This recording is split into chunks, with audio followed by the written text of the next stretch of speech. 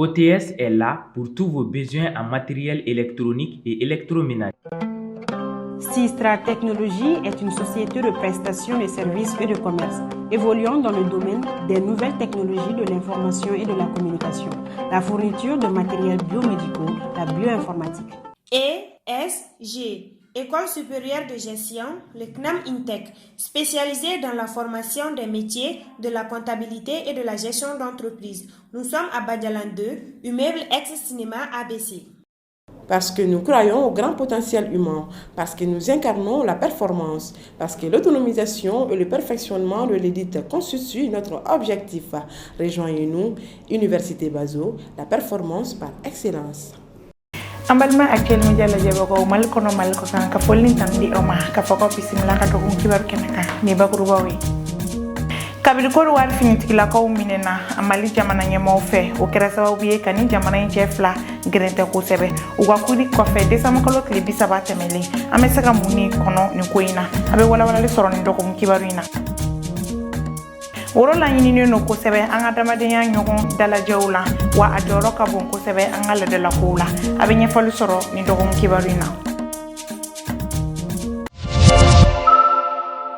kodu war finiti la ko mineli mali chama che fanga nyema ofe o kera sababu ye ka dankarike ni jamana fla che bara nyokonyawla delli chama ko fe ni finiti la kanunu nyangina samu kan kaso de sama kalo kle bisaba temeli amesaka munu kono ni waliya nunu ko fe Abdoulaye Mega ale nyefal kai kabini Côte d'Ivoire finitigila kan nunu minana anga ɲɛmaw fɛ anga jamana kɔnɔ juillet kalo tile 10 tɛmɛnen Mali ni Côte d'Ivoire ka jɛɲɔgɔnya dɔ bɔra o la kiiri kelen ka bɛn finitigila kan nunu kan bɛɛ bɛ ka makɔnɔni kɛ a ko mina laban cogo min na o bilali sariya ka bolo kan ne bolo Mali faamaw y'u ka kɛta kɛ sabu ka da kan n'i bɔra i ka so ka na waliso kɔnɔ n'a i ka dutigi ɲininkara k'i ka duden dɔ bɛ n fɛ yan i b'a kalama wa n'i ko i t'o kalama o b'a jira k'a fɔ duden min bɔra ani min ka ka donna min ka so kɔnɔ ani min ka ka o b'o da kunna dɛ ne bolo o ye Mali ni Côte d'Ivoire ta ye cɛfini taba ninnu u minɛna k'u bila sariya ka bolo kan sariya fana y'a ka baara kɛ k'a ka sɛgɛsɛgɛliw kɛ k'a ka fɛn caman kɛ sariya tigilamɔgɔw fana y'a jira k'a fɔ u ye wale minnu kɛ u ye dangari Mali sariya kisɛ la ni dangara Mali sariya kisɛ la u ni ɲangini minnu ka kan o ɲangini de dar'u kunna Mamutu Tangara fɛ finitigila kan nunu ka minɛni man ka kɛ sababu ye ka nɔ bila Mali ni Côte d'Ivoire ka jɛɲɔgɔnya la nin ye fɛn min ye a ɲɛdɔnnen don parce que jamanaw ni ɲɔgɔn cɛ jɛɲɔgɔnyaw bɛ jamanaw ni ɲɔgɔn cɛ maintenant mɔgɔ si ka jɛɲɔgɔnya tɛ se ka kɛ ka jamanadenw bali a k'a ka sariya baara kɛ a kɛcogo ma bon k'a fɔ ko nin ɲaŋinen nin cogo la ko de bɛna kɛ baasi ye Mali ni Côte d'Ivoire ka jɛɲɔgɔnya la ne ma d'a la o tɛ se ka kɛ parce que fɛn caman b'an ni ɲɔgɔn cɛ mun tɛ sariya domaine dama kɔnɔna ye donc nin kɔni ye fɛn dɔ de ye a bɛ se ka kɛ a ma diya Ivoirien ye mais Mali kɔni y'a kɛ parce que nin bɛ Mali ka souveraineté de kɔnɔ donc k'a fɔ ko a bɛna baasi de se an ka jɛɲɔgɔnw ma n'an b'a fɔ ma relation diplomatique ne ma d'a la n'a bɛna o kɛ quoi. Fɛɛrɛ dɔw bɛ yen min bɛ se ka kɛ sababu ye finitigila kan ninnu bɛ se ka bila k'a sɔrɔ o bila kuma ma se. Donc ka sanga ni ne yɛrɛ ka faamuya ye ne b'a ye k'a fɔ an ka jamana ɲɛmɔgɔ a bɛ se ka diɲɛ u ma k'a fɔ boy Mali jamana sariya ka Mali sariya senw u ka baara kɛ mais jamanatigi yɛrɛ fana ale bɛ se ka yafa kɛ bɛɛ lajɛlen ma a ka jamana kɔnɔ ni jamana sariya y'i minɛ donc o bɛ se ka kɛ n'o kɛra a bɛ nɔgɔni min don an ka ni ɲɔgɔn cɛ baara ɲɔgɔnya la o nɔgɔ in bɛ se ka ko ka jɛ o de kama n y'a fɔ ko a tɛna kɛ sababu ye ka Mali ni Côte d'Ivoire ka jɛɲɔgɔnya tiɲɛ. Asimu ma sɔn fiyewu ka na a yɛrɛ ɲami fanga min bɛ yen n'o sigilen don sariya kunna ka na u bolo tɔnɔ min k'a da u kɔfɛ ko k'a fɔ ko ka ninnu bila Asimi ye u lajɛ ale y'u bilala sariya ka bolo kan jamana de y'u bila sariya ka bolo kan olu bɛ to sariya kɔ donc n'u tora sariya kɔ sariya y'u ɲangi san 20 kaso ani kan ka miliyɔn 2 sara jamana ye bon sariya kɔni y'a ta ka baara kɛ sariya bɛ da ye maintenant o sariya kelen fana yamaruya di président ma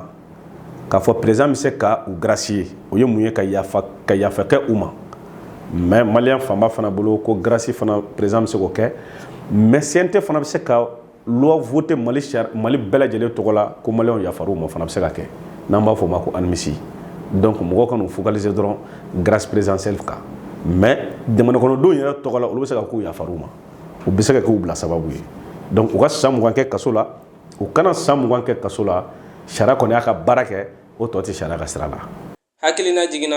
Côte d'Ivoire ka finitigila ka 46 minnu minɛnen don an ka jamana kɔnɔ ɲangili bɛnn'u kan décembre kalo tile 30 tɛmɛnen min na u kan ka san 20 kaso de kɛ ani o kelen bɛɛ kan ka miliyɔn 2 de sara jamana ye wa hali bi Togo jamana ɲɛma ka nali ma kɔtigɛ an ka jamana kɔnɔ nin ko in kun kan walasa fɛɛrɛ dɔ bɛ se ka sɔrɔ nin finitigilaka ninnu ka ko in na cogo min na u ka kiiri kɔfɛ. Ka daminɛ novembre kalo ka taa bila janvier kalo la o ye wagati ye mun na nafɛnkɛnɛw bɛ sɔrɔ kosɛbɛ Bamako wa o ye wagati kɛrɛnkɛrɛnnen ye tobilikɛlaw bolo yaasa ka dumuni dumanw tobi ani feerekɛlaw yaasa ka sɔrɔ caman kɛ barisa u bɛ nafɛn ninnu sɔrɔ sɔngɔ damatɛmɛdiya la an ka jɛ ka Fatumata Darame ka sɔrɔlenw lajɛ.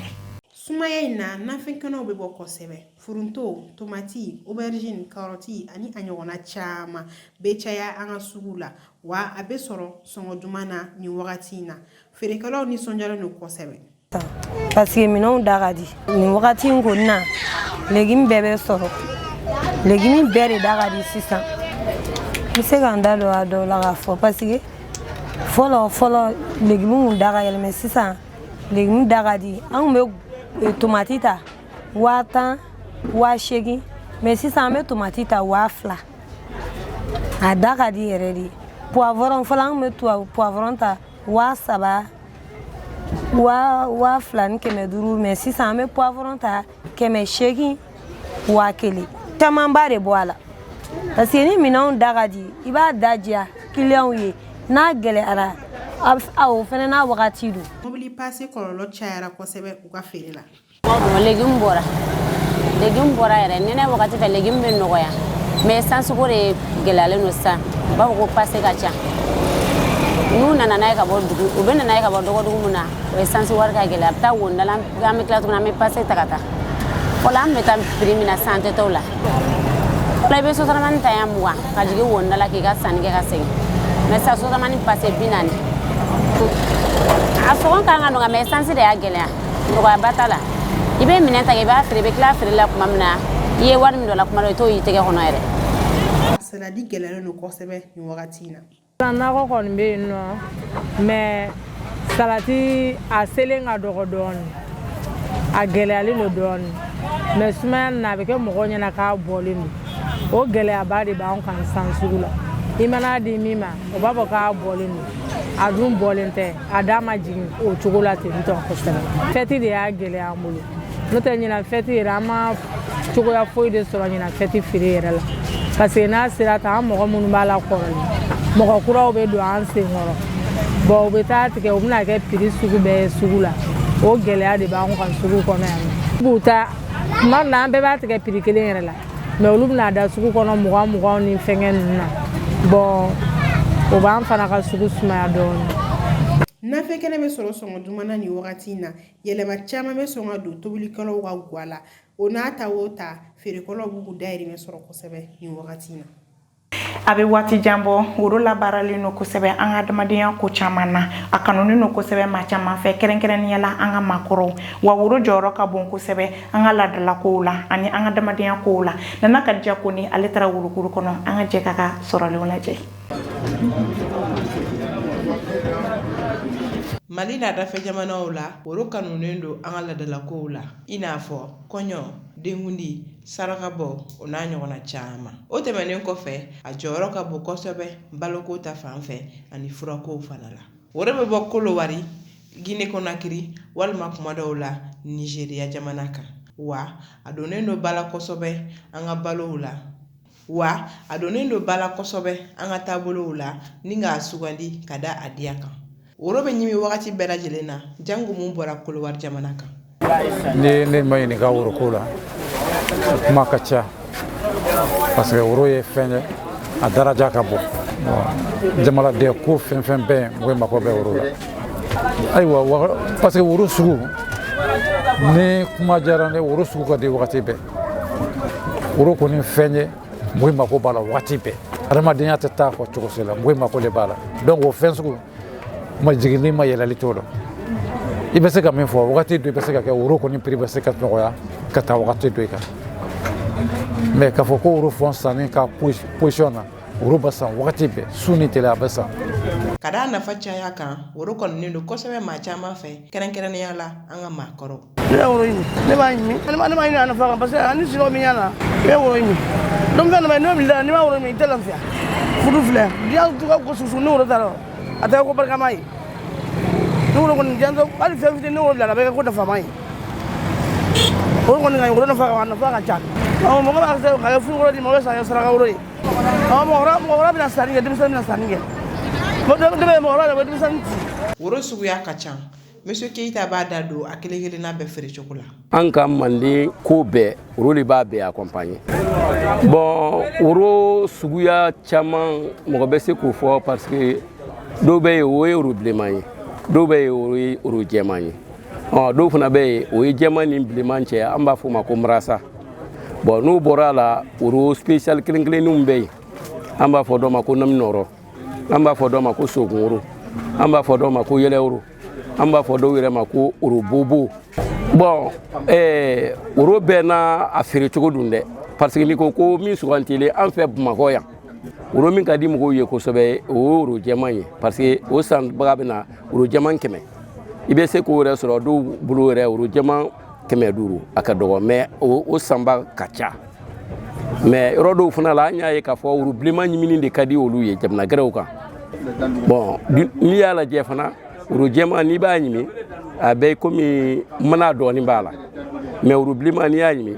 mana fosi den kelen yɔrɔ t'a la a bɛ mɔgɔ nege da ɲimini yɛrɛ kɔni na ka tɛmɛ jɛman kan an ka ladalakow kɔfɛ woro bɛ ka nɔrɔ bila ni kɔgɔ ye an ka sigidaw la hali n'o y'a sɔrɔ kɔrɔ b'a la alhamdulillah donc baara sugu sugu kɔlɔlɔ b'a la avantage b'a la voilà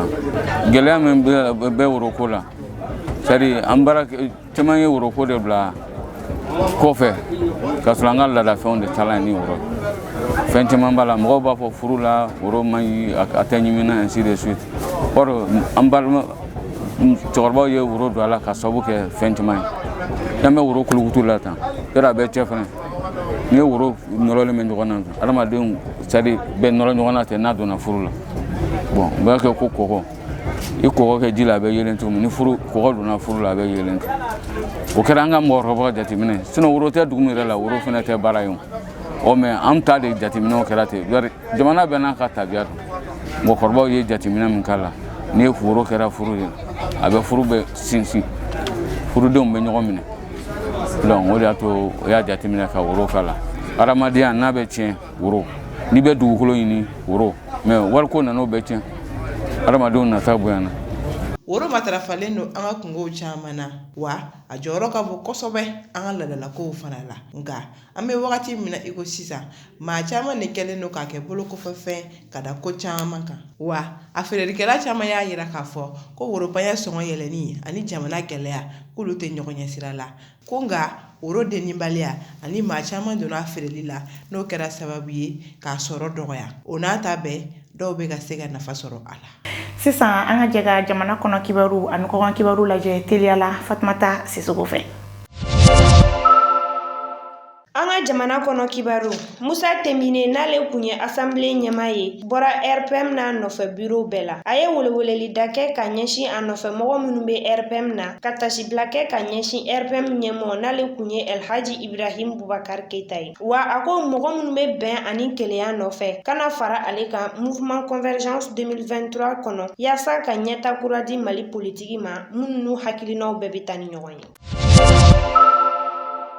Arabadon janvier kalo tile 4 san 2023 furancɛ fanga ɲɛma Asimi Goita ye Togo jamana ɲɛma bisimila kuluba Togo jamana ɲɛma kun nana baara hukumu kɔnɔna na ani teri ɲɔgɔnya min bɛ Togo ani Mali cɛ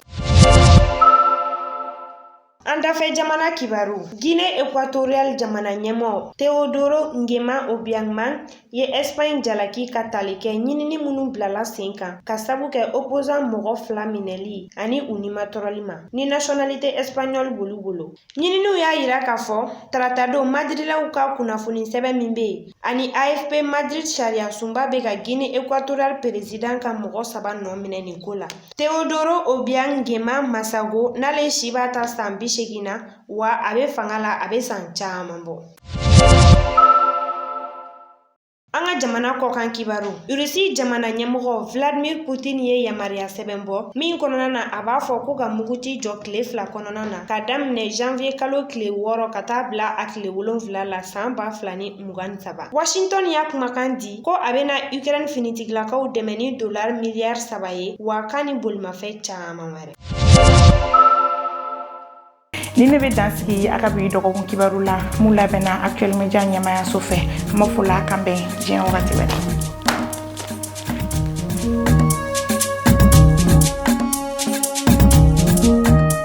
CJT vous a été présenté par ESG, École supérieure de gestion. ESG, École supérieure de gestion, le CNAM INTEC, spécialisé dans la formation des métiers de la comptabilité et de la gestion d'entreprise. Nous sommes à Badialan 2, immeuble ex-cinéma ABC.